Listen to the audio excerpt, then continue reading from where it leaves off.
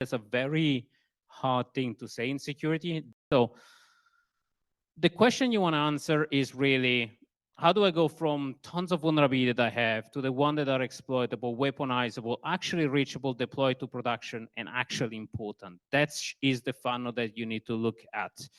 And then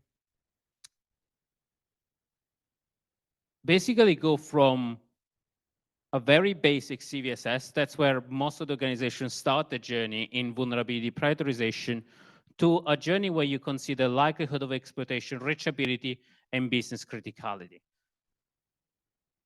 These are the answers that you need to answer to say, what is the risk of a particular problem that I have?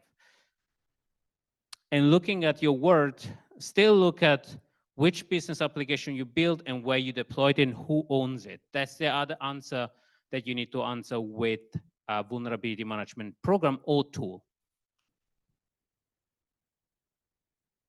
And all of the things we discussed can feed into risk.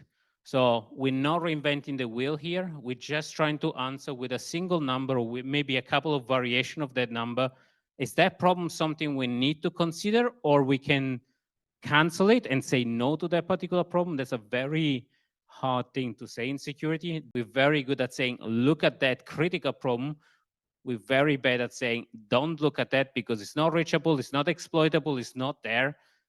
That's why nobody likes vulnerability management, really.